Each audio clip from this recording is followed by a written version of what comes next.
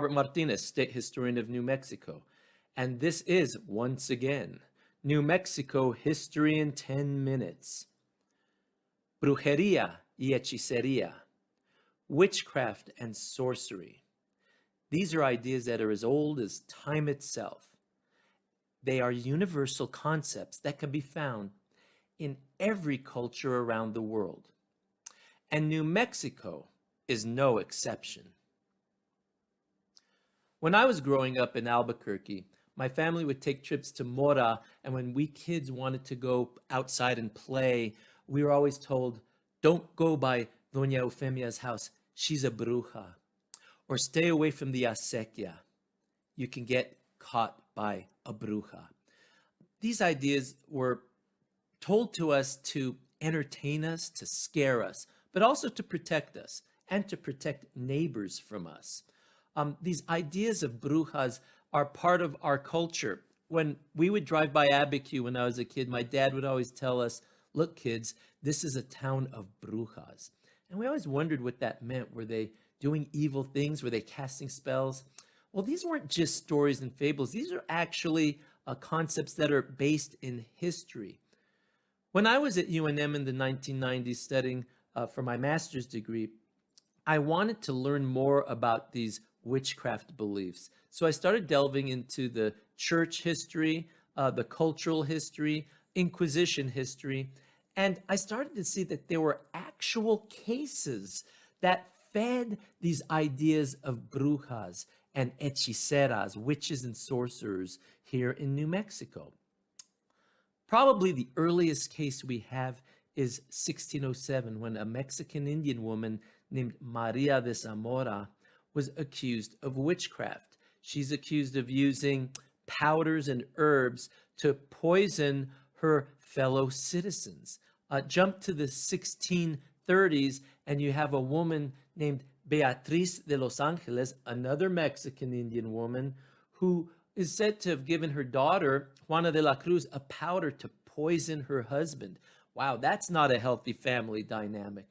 But what you start to see in the records are these ideas that Native American women are witches sometimes. Not always, but sometimes. They're the ones who get accused, and oftentimes it's their Native American cultural practices that are perceived to be evil or doing evil things.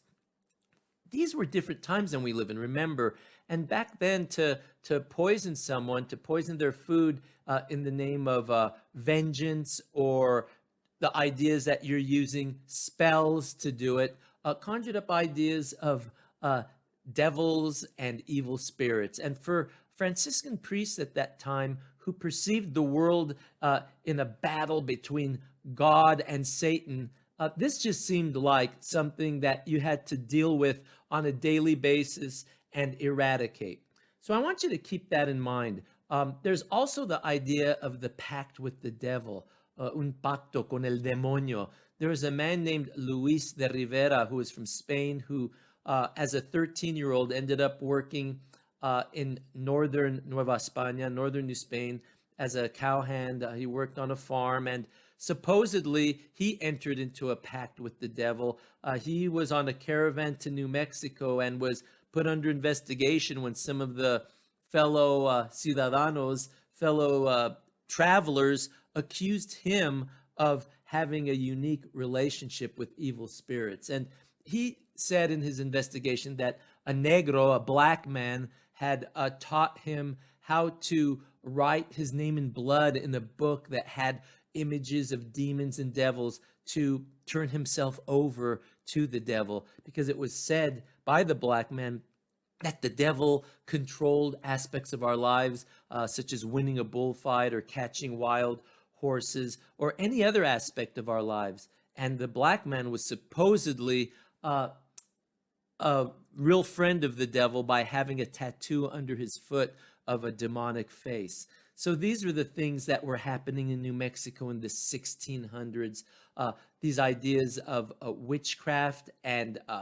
demonic spirits influencing the lives of the colonists. Now, I want you to keep in mind, these ideas were a blend of Spanish witchcraft ideas brought from Spain, Mexican Indian witchcraft ideas brought from Mexico, and then they blend in New Mexico with Puebloan ideas of witches and people who could control the physical world with spirits. Now, we also have to consider that a lot of this was perceived through the eyes of Spanish priests, Spanish officials, and Spanish colonists. Some of it may not have been witchcraft or sorcery at all. It might have just been native practices that were deemed really exotic and otherworldly to the colonists and settlers. One thing to keep in mind is that, at least officially, ideas such as witchcraft were considered different from sorcery. Witchcraft was considered communal and invoked evil spirits and a pact with the devil, and was considered heretical, against church teaching, whereas sorcery was considered less of a problem, more superstition. Individuals who would use plants and herbs and powders to try to control sexual desires or love in another person. So these were the ideas that were floating around at the time. Spanish witchcraft was an amalgam, a mix of Catholic ideas, Roman pagan superstitions, and add to that Visigothic ideas from the northern countries, nature, religion ideas that were brought to Spain. And also we have to add to that Sephardic Jewish beliefs and Moorish Muslim beliefs brought from the Mediterranean world, belief in amulets, and the idea that you would have to go seek help outside of the religious world, the religious teachings, in order to be healed of a spiritual problem. So you'd see Catholic women going to see Jewish or Moorish adivinas, saludadoras, entenderas, and of course, curanderas.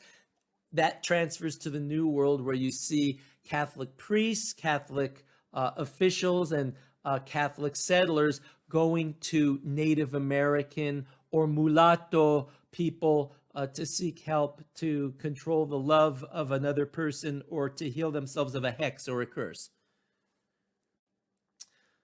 So New Mexico in the 1600s, as we see, has all of these elements. By the 1700s, we still see ideas of brujería, witchcraft, and sorcery in New Mexico. In the 1730s, in 1733, there was a case of witchcraft trials at Isleta Pueblo, when there was a man, a spiritual leader of the Pueblo, who was said to have cursed a couple from the Albuquerque area, a Garcia man and woman. Apparently, he had given them a drink to heal them of some illness they had, and they fell into a stupor. It seemed that they were dying, if not dead. And so an investigation was performed by the local magistrate, Juan Gonzalez, and it turned out that they were Native Americans, and they weren't all Pueblo Isletan people. There were Apache people, there were Hopi people. It shows you how multicultural even some of these Pueblo communities were. They were supposedly practicing brujeria and witchcraft, and the leader, the man, was obstinate in his operations and his application of medical practices, and he would not renounce what he was doing, and he was punished by the Spanish officials of the time. But what I find fascinating about the case is this intimacy you have with Pueblo people, with Apache people, with Hopi people. They are all interacting with the Hispanic settlers. Obviously, they are trusting each other and giving each other medicine to heal one another. So I found that quite fascinating. But the bigger issue starts to take place later on, about 30 years later, in Abiquiu. And we'll find out in another episode why Abiquiu came to be known as a town of brujas. Talk to you soon. Hasta luego. Bye. you.